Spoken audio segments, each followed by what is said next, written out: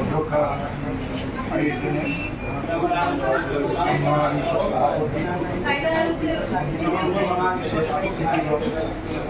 এবং আপনারা যারা শুনছেন সবাইকে বাংলাদেশ জনতা পার্টি আমার পরিবার পরিজন এবং দৈনিক মুসলমান পত্রিকার পক্ষ থেকে সংগ্রামী শুভেচ্ছা এবং অভিনন্দন জানাচ্ছি।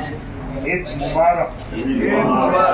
যদিও পুনর্মূল্যায়নটা একটু লেট হয়ে গেছে, যাই হোক আমরা সেটাকে খুব সুন্দরভাবে নিচ্ছি। সাংবাদিকরা হচ্ছে রাষ্ট্রের তৃতীয় স্তম্ভ। সাংবাদিকের কলম রাষ্ট্রকে পথ নির্দেশনা করে দেয়। এই কলম দিয়ে একজন বিচারপতি একজন জীবন ধ্বংস করে দিতে পারে। এই কলম দিয়ে সমাজের সব কিছুকে আবার উন্নয়নশীল করে দিতে পারে।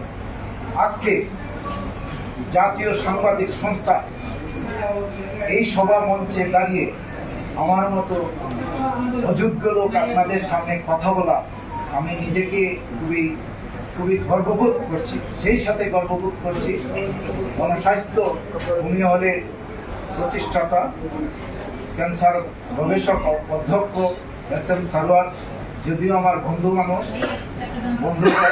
কিন্তু ওনার সর্বদাই বলে থাকেন মানুষ তার চিন্তা থেকে অনেক বড়। তিনি আজকের এই অনুষ্ঠানের আয়োজন করেছেন। আমি আবারও ওনাকে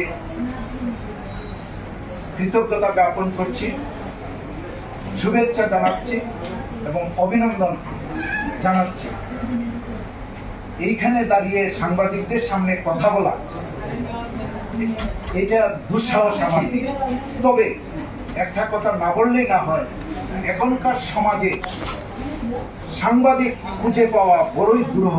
আমরা কেন নিজের বিবেককে ধ্বংস করে দিচ্ছি। সাংবাদিকরা হচ্ছে রাষ্ট্রকে পথ নির্দেশনা করবে। সাংবাদিকদের কলম থাকবে সব সময় শক্তিশালী। কিন্তু আজকে কি দেখলাম, সম্প্রতি দেখেছি 2024 সালের 5ই আগস্ট অনেক সাংবাদিক দেশ থেকে পালিয়ে গেছে। সাংবাদিকরা দেশ থেকে পালিয়ে যাবে কেন?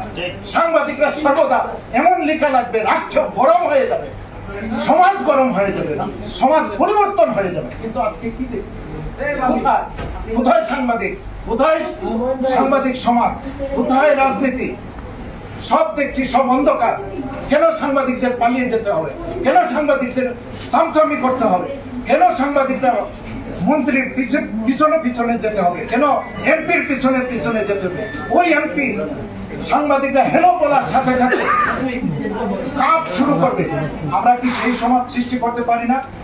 জাতীয় সাংবাদিক সংস্থার অধ্যক্ষ, সভাপতি, সহসভাপতি এবং এই কমিটির কাছে আমার আহ্বান থাকবে, বিনীত অনুরোধ থাকবে, রিকোয়েস্ট থাকবে, আপনারা এমন কলম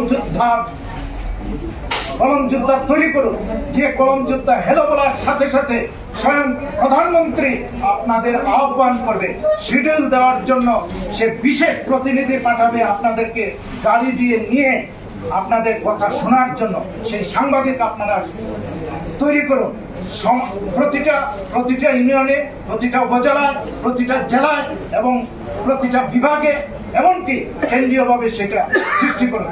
যদি আপনারা সেটা সৃষ্টি করতে পারেন, তাহলে আগামী বাংলাদেশে আমরা যে স্বপ্ন দেখছি, যে স্বপ্নের জন্য আমরা যুদ্ধ করছি, যে স্বপ্নের জন্য বিগত ফ্যাসিস্ট সরকারের আমলে আমি 5 বছর জেলে ছিলাম, যে স্বপ্নের জন্য 111টা মামলা আমি খেয়েছি, সেই স্বপ্ন বাস্তবায়নের জন্য, নতুন বাংলাদেশ গড়ার জন্য আপনাদের আজ দায়িত্ব পড়েছে যে সাংবাদিকদের সেই যোদ্ধা তৈরি করা, যে যোদ্ধা কাউকে ভয় পাবে না, রাষ্ট্রকে ভয় পাবে না, সরকারকে ভয় পাবে না, শুধু ভয় পাবে সেই সৃষ্টিকর্তাকে। সেই প্রত্যাশা ব্যক্ত রেখে আমাকে কিছু বলার জন্য, সুযোগ দেওয়ার জন্য আজকে আয়োজককে ধন্যবাদ জানিয়ে আমি আমার সংক্ষিপ্ত বক্তব্য এখানেই শেষ করছি। জয় হোক জনতা, জয় হোক নির্যাতিত মানুষের, জয় হোক জাতীয় সাংবাদিক সংস্থা। ধন্যবাদ।